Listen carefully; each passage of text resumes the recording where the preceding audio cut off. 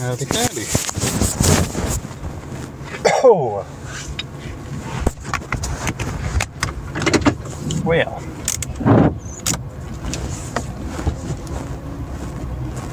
Got off to a decent enough start, but a little late this morning. Only like 2-3 minutes later than usual, but... Oh.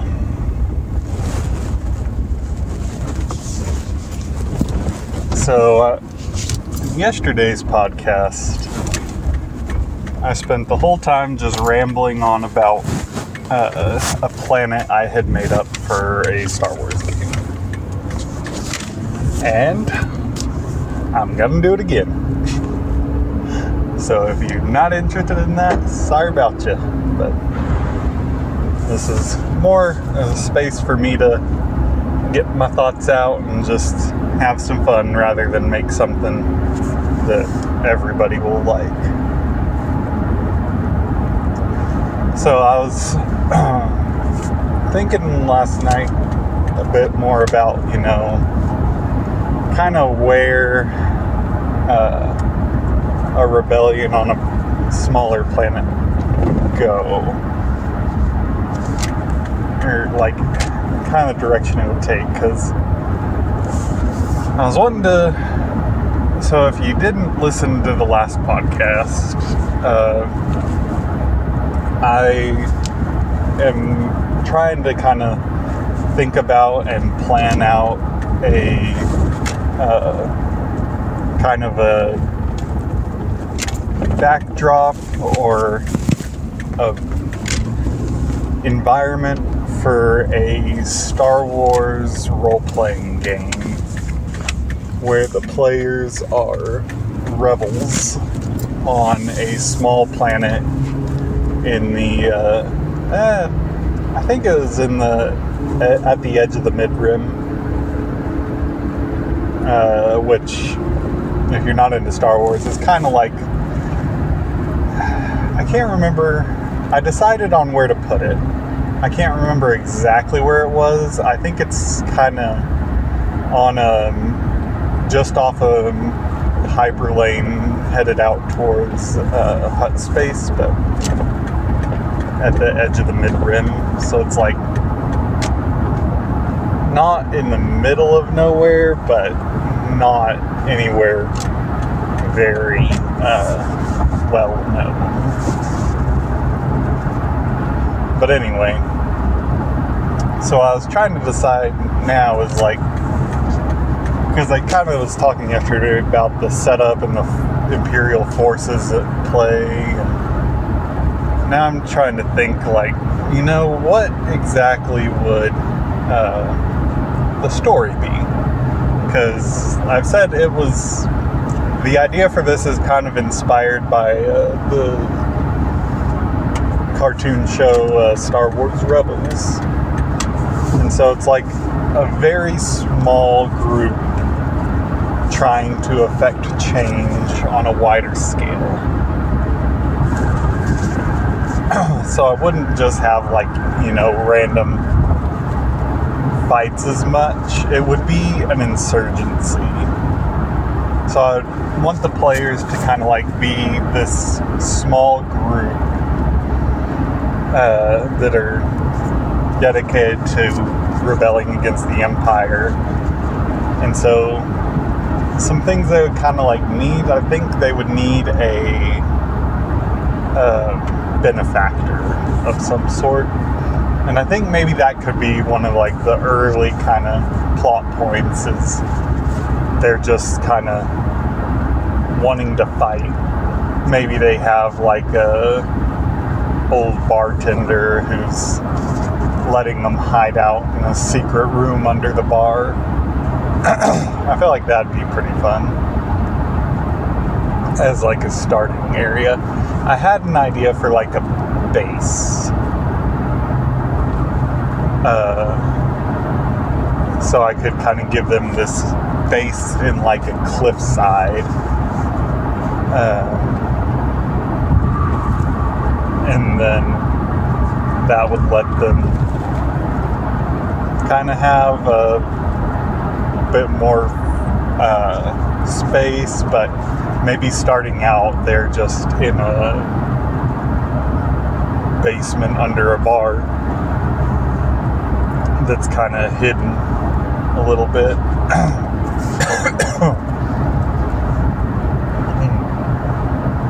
But then the first kind of big story, I feel like I'd have to like get a good session 0 in to kind of get a gauge of the players, figure out kind of where they're wanting to go with it, whether it should be more espionage or more hit and run. But I feel like the first kind of story point I want to be something that would have them like in their hideout, and then they go out and are able to like give them a chance to do something, because the Empire is like not expecting anything at this point. There is no rebellion yet. There's no rebels on this planet specifically.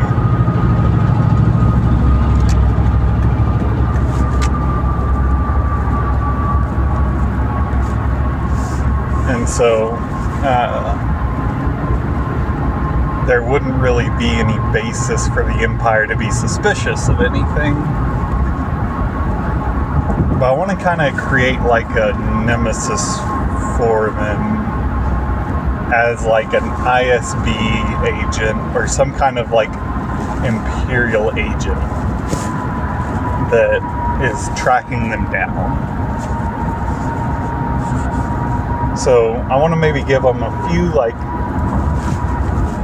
kind of easier tasks against maybe the local police or something like that. And then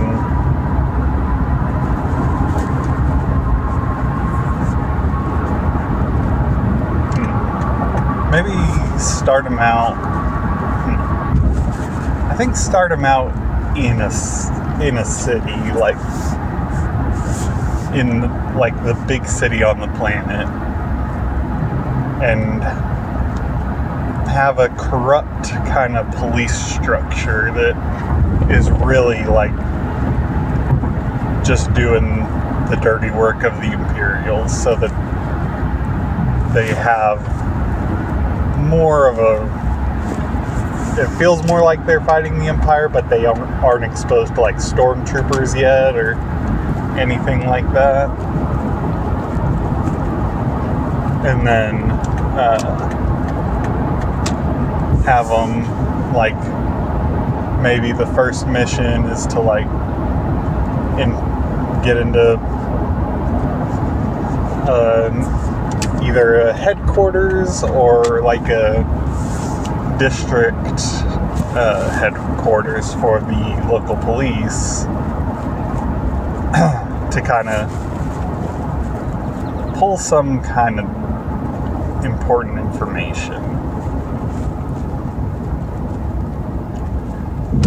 So yeah, I'll have like the bartender be like a kind of older, not very old, but a little bit older guy who's like kind of brought them together because they were more disparate, and then kind of brought them together to show them. And I think he'll secretly have somebody else helping him, but they won't really know about it yet. He'll just give them information for the first few like quests, essentially. And so it's like, oh, go. Maybe the first one will be there are some political protesters who are in jail, and we learn that the Empire is trying to convict them of false charges and get them get them moved to a prison. Not sure where, but we think it's off planet. And it's like some kind of like big political leader. And he's been, I'd say he's been like really harassing the Empire ever since he came into power. And he used to be, maybe it used to be a separatist senator. And he's been drumming up more and more support for anti-imperial groups. And at the latest protest, the Empire, like, arrested him and a bunch of his followers, and he's scheduled for or they had a sham trial and he was sentenced. I don't know whether it should be something like life in prison, either life in prison or some kind of death sentence, but then they end up having to rescue him. That could be the first mission, but I'm at work now, so let's go.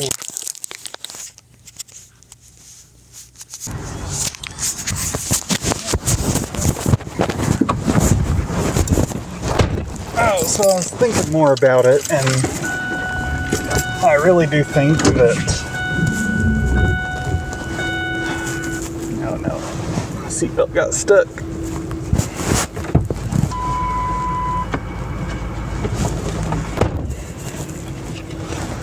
Anyway,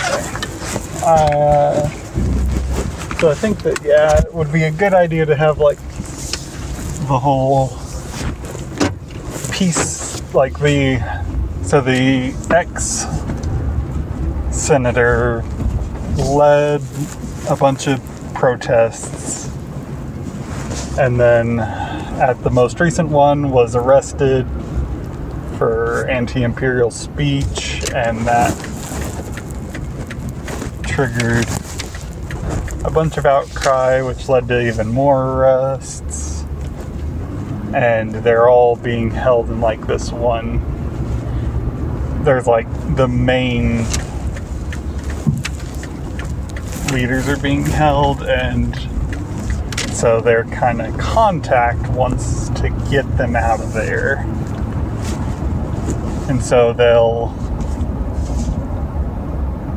do this job. They'll have to break into it. They're going to be in the jail at the local precinct, kind of the main downtown precinct, so it'll just be local law enforcement, but there'll be a lot of them, and they'll have to kind of sneak in somehow. I guess they can have like the police speeders will come from this kind of garage in the back and have some smaller police speeders on top, on some landing pads on the top, and they can figure out which way to get in.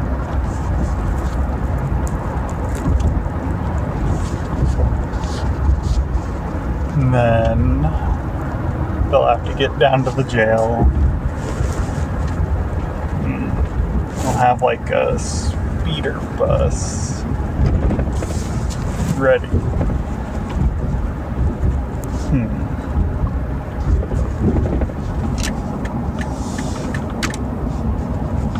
There'll need to be some sort of like shuttle or transport ready and waiting.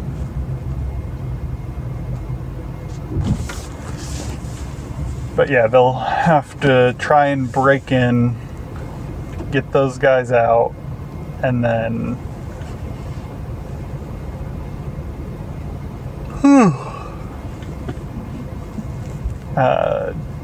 get them to a waiting speeder bus that either it'll be waiting or they'll call it in. I haven't decided that yet. But then once they get them out of there, they've got to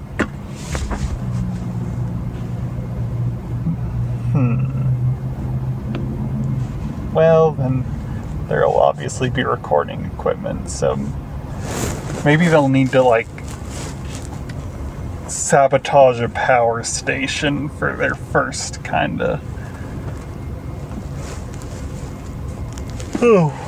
mission. So they'd have to like sabotage a nearby power station, or maybe two, because they'd have the backup, and kind of plant some kind of device to either destroy or disrupt the power station. And then they could, from there,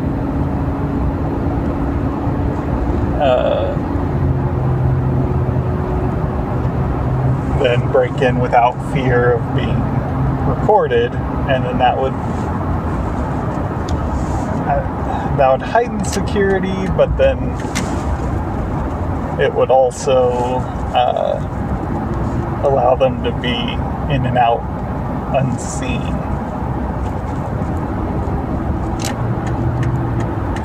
And then they could rescue those people,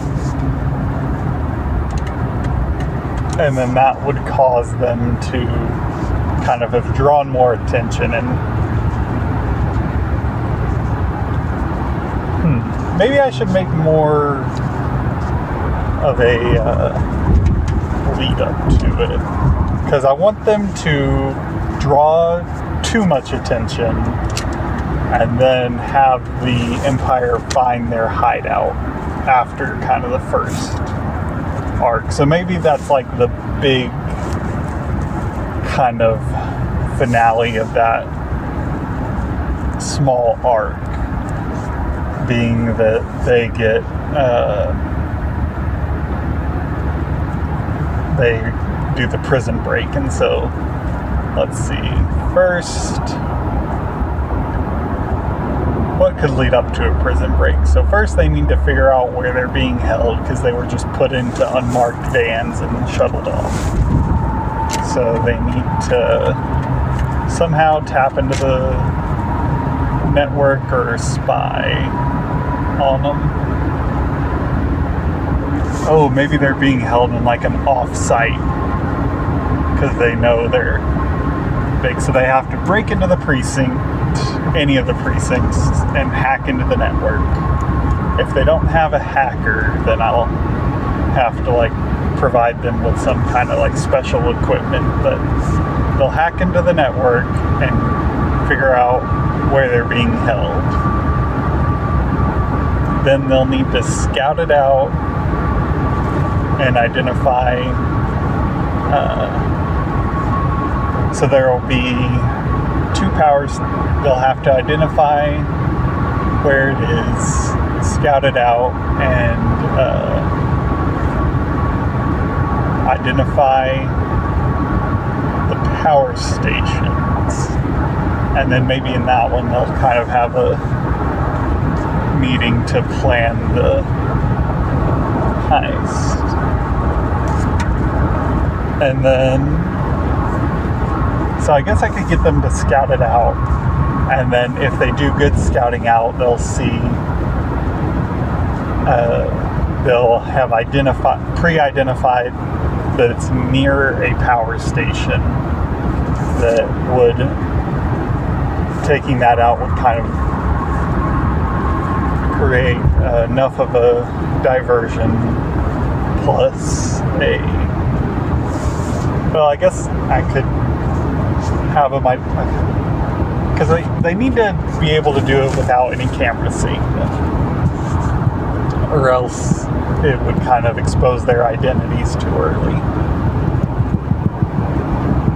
But maybe just have them scout it out and say, okay, if they do a good job, then they'll identify the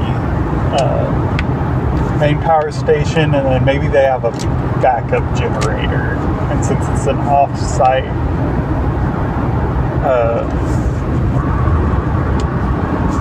kind of black site, then it won't be easy to get in, but they'd need to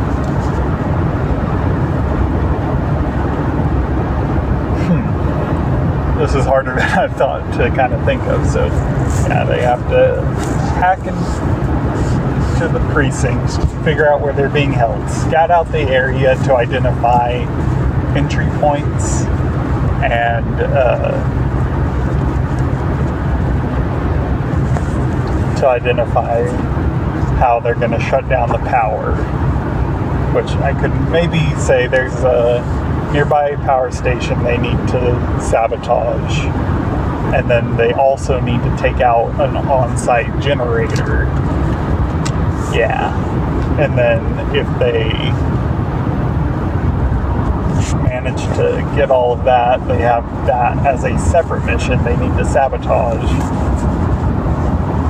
Or if they fail that, they just need to blow it up. And then it'd be a little more quick. But then they also, before any of that, they would need to raid a weapons stockpile to get the explosives and EMP technology to do everything they need to. That could work. Because they would need to...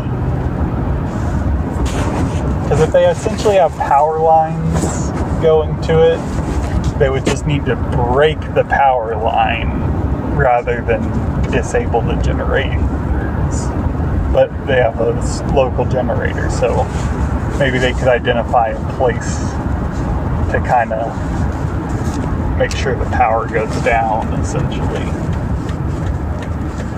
But then, since it's a black site, they wouldn't have communication anyway, and if they manage to do it in a covert way, then they would not have more troops to deal with. But if they don't manage it covertly and they have to go loud, essentially, then they have to deal with more security in the final mission. Well, maybe they get them back. Maybe they break them out, get them back to the hideout, then have to smuggle them out of the city, then the hideout. I feel like that's enough for a few sessions, and that could be fun. It's all time for now, so. And I'm back. Oh. Sorry, I had a little coughing for a second. So, you know, it's kind of hard when you're trying to think of these kinds of things, because, you know, I know that a lot of people, when they're playing role-playing games, especially like D&D and things like that, really don't like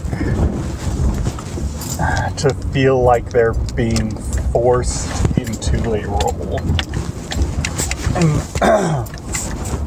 And what you call railroading, where they feel like they're just kind of being forced to follow this one line of a quest and don't really have as much agency in it. So it's hard because, you know, you need to have a good reason for your players to do it so they don't feel like they're being railroaded, but at the same time, if you just let them do whatever they want, absolutely nothing is going to happen. Because I have played in a campaign before where it only lasted a few sessions because the DM kind of did not really give a ton of information or like a ton of story. Like, this one guy's parents were kind of doing something, and so I think his brother kind of took up with like a cult or something. I kind of came in a few episodes in, but like there's this whole thing going on, but we were just kind of making our own way wherever we wanted, because it wasn't really specified what exactly we were doing. And so we just kind of did whatever we wanted, and it ended up not really panning out because none of us felt that invested in the campaign, and just kind of didn't care if it ended so much.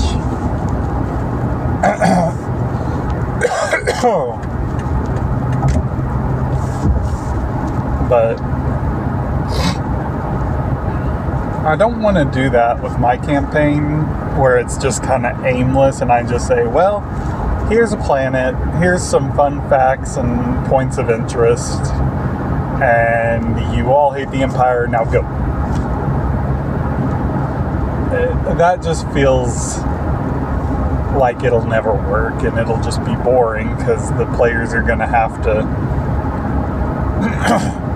kind of come up with these ideas. So I feel like you need to provide some direction, but at the same time, some players might think that if you say, hey, here's the guy that you're kind of working for, he tells you to go do this, now go do it, that feels like you've robbed them of some of that agency. So I kind of want to let them do whatever they want, but at the same time definitely push them in a certain direction. Well, I guess you don't want to push them with consequences, you want to pull them with motivation. And I think that's the thing I'm worried most about, is not finding the right motivations. But you want to let them just kind of make whatever characters they want, but at the same time, the characters do need to have some relevance to the story that you're trying to tell.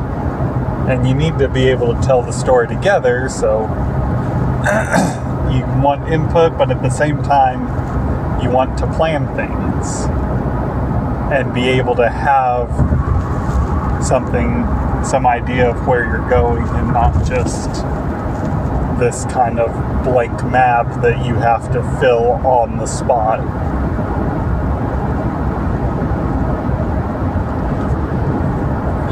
So I don't want it to feel like I'm railroading the players and forcing them to stay within this one kind of star system, or at least this one region. But I really don't want to have to flesh out too much, because I can kind of look up the other planets I'm setting it around, but I'm just going to have kind of what has appeared in books and movies, and not going to have much information on what's the local politics or what kind of give and take there is around it. And so I'd really like to be able to provide that story and give that structure of, hey, here's this guy you work for, and he's telling you that you need to go save this person, and here's some ideas on how to do it. Maybe I just provide them with some more basic information and let them think of the details on how to do it, and then just kind of build out the details as they find it. But that's very difficult to do, because I want to have these locations ready so that it feels more immersive, and I'm not just like, oh, there's a building and some guards. I want to be able to say, okay, and when you see this building, here's what it looks like, and here's what's nearby, and not have it just be random details that I think of on the spot, but actual information that they can use. But I don't know how to find a good balance in the middle there, because I guess I can just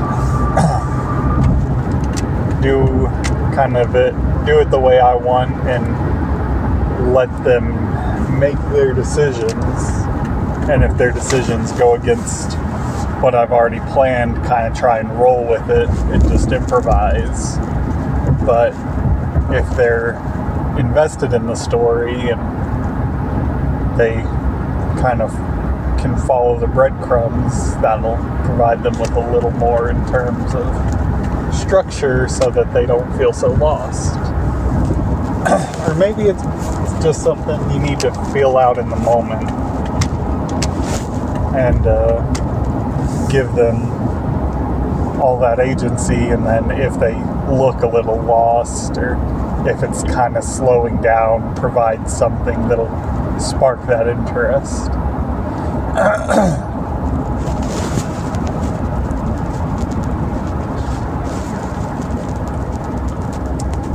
Oh, I guess this is just the reason that it's hard to find a DM or a GM for any games, is because it takes a whole lot of thought and it's not easy to do. I definitely want to do it, and I really do think I'm going to. I just need to find the correct motivation for it and not have a super concrete plan, but at least have some stuff ready. I love miniatures. Like, I've talked about them enough that if you've listened to more than one episode, you probably know that by now. I really enjoy painting them and kind of bringing together a bunch of miniatures, and I have a bunch of Rebel and Imperial and Clone Wars era miniatures for troopers and also for ships. I didn't paint the ships. I need to paint the ships, actually, because I have I have Star Wars Legion, which you put together and paint yourself all the time. But I also have Star Wars Armada, which is pre-painted and pre-assembled miniatures. And they're super detailed on the big ones, but the small ones are unpainted. They're still pretty good detail, especially for the scale they're at. But they don't have a ton of color to them, because they're just one base color, which is either gray or tan or blue. I don't have any Republic ones for that, but it's far enough along that TIE fighters are going to be the mainstay.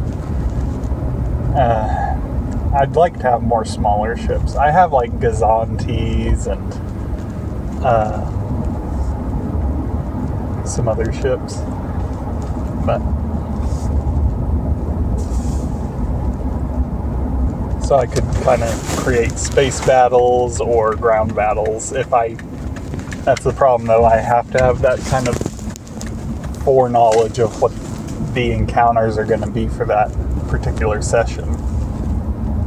And I don't really know how to do that without it feeling too railroady. But I guess what I could do is I could just host it at my house and then I have all my miniatures there ready to go no matter what. That might actually be the best option. And then have some pre-planned stuff, but keep it more loose. Well, that's all the time I have for now. So, back in just a minute.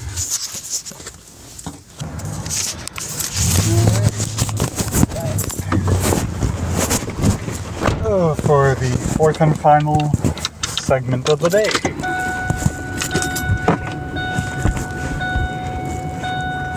You know, I kind of was thinking for the whole idea I had on this thing, the planet itself is, the idea is that it's tidally locked and has slight shifting, but pretty much just is stuck where it is. But I've thought a little bit about how that may affect the weather systems. And I was thinking it would kind of, all the moisture that went to the hot side would dry and kind of go back to the cold side. But I feel like once it hit like the rim, it would rain out. And then some would sometimes get far enough to snow, but the snow would just slowly be building up because it would never melt. And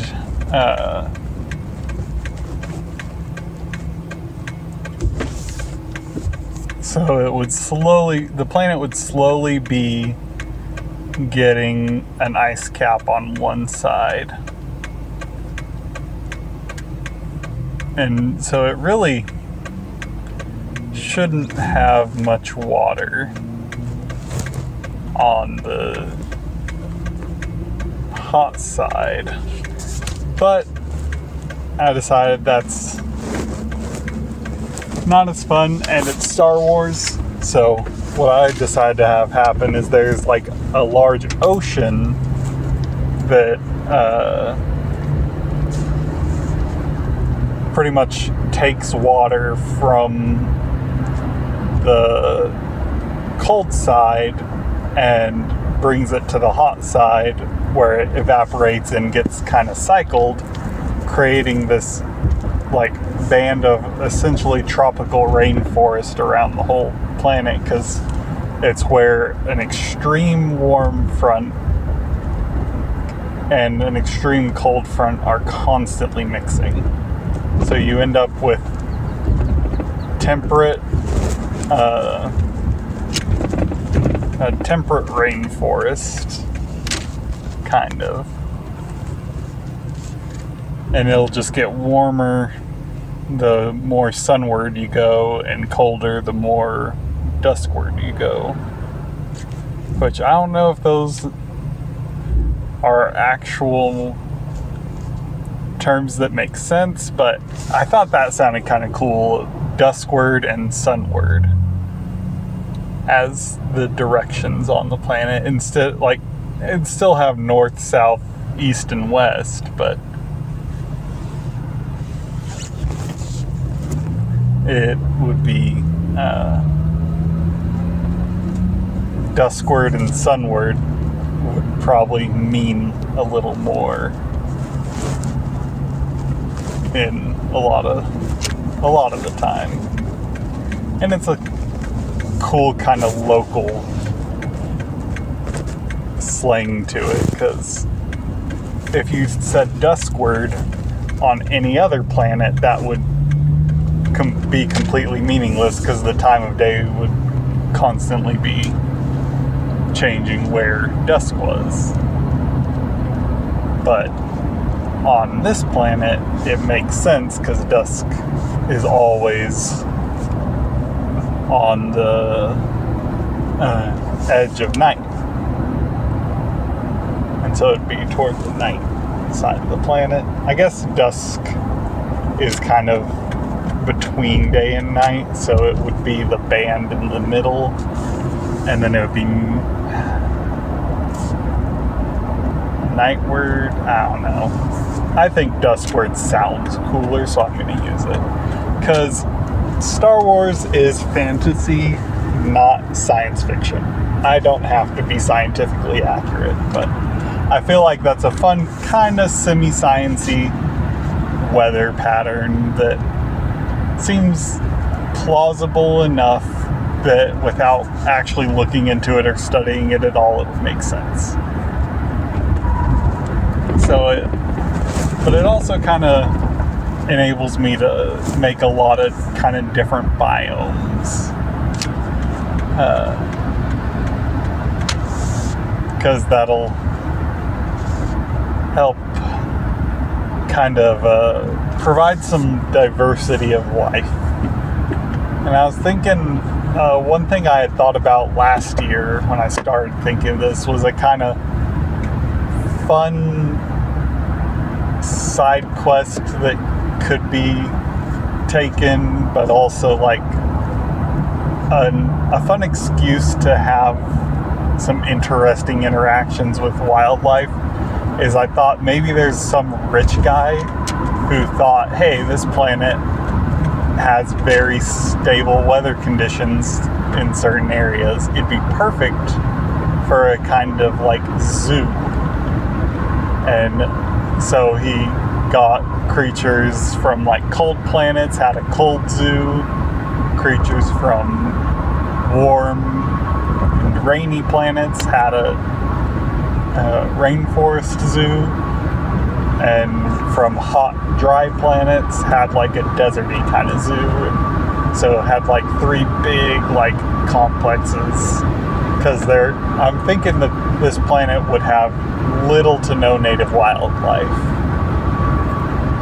And so he just kind of brought these things and had them roughly fenced in, but then something happened and all of them got out and escaped. And so this planet has populations from all sorts of weird creatures from other planets because of that, so that you could kind of justify, if you wanted to bring in some weird creatures from or if you wanted to bring in like tauntauns or something like that, you could put them on the cold side and say they're used to it, so it works. Or you could bring in like some different jungle creatures, have them in the jungle areas. I don't know. I think it sounds fun because, you want to use the memorable creatures from Star Wars. And I like the Acklay from episode 2. If you don't know, that's the praying mantis crab monster that Obi-Wan fights in Attack of the Clones. But that's one of my favorite Star Wars creatures. I like them.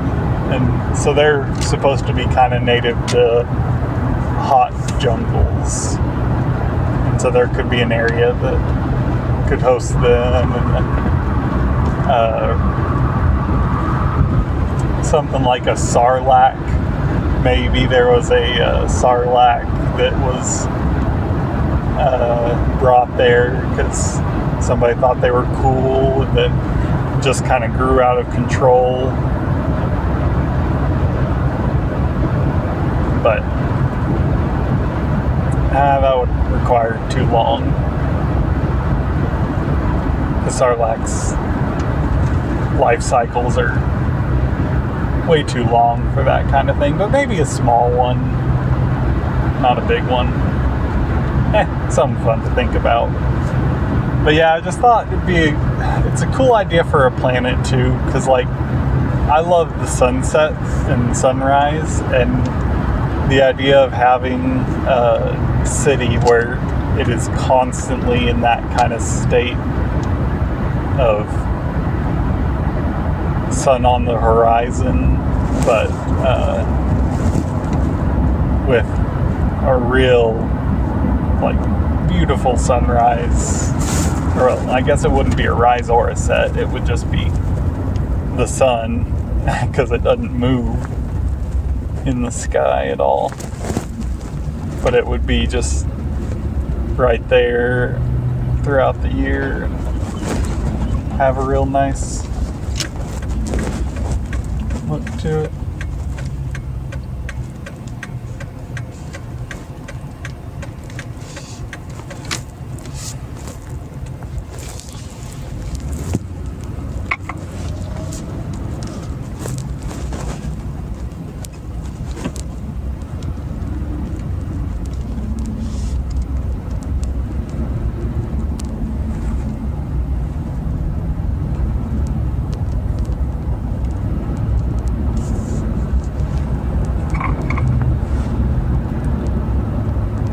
Sorry to pause there. Officer just turned his lights on right behind me, and I pulled over, but he didn't. He just went on past, so I don't know what he was doing. He pulled over on the side of the road and just in front of me, like not right in front of me like he was pulling me over, but way off to the side, so I have no idea what was going on. Anyway, I'm almost home now, so I guess that'll be wrapping it up for today. But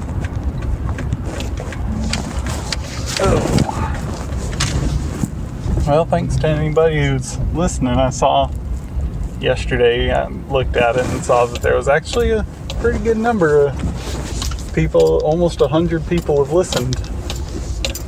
So thank you very much to everybody who's included in that. And I'll let y'all go. See you next time.